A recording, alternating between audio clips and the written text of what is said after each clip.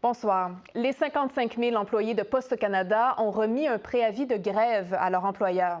Après un débrayage d'un mois avant les fêtes, un retour au travail forcé, leur convention collective, qui vient à échéance jeudi, n'a toujours pas été renouvelée. Alors, Louis-Philippe, une grève, donc, pourrait être déclenchée dès vendredi minuit.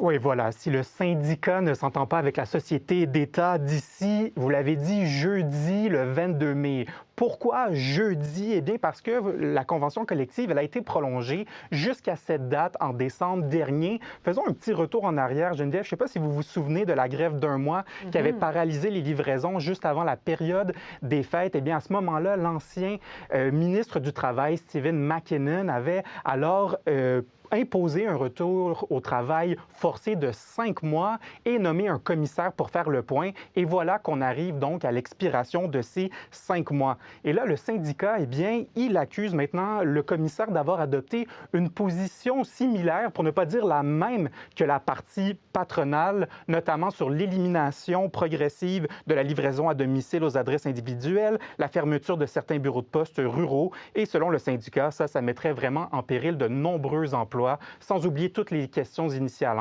de tout ce qui concernait les salaires, la sécurité, la santé et sécurité et l'avenir de Poste Canada.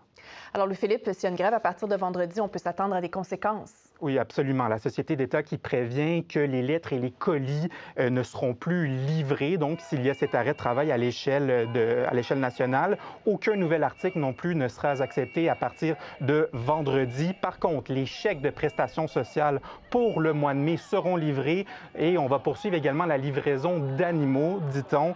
Alors, voilà, on attend de parler là, un petit peu plus tard aujourd'hui à des représentants de chacune des parties, là, donc de la partie patronale et du côté syndical.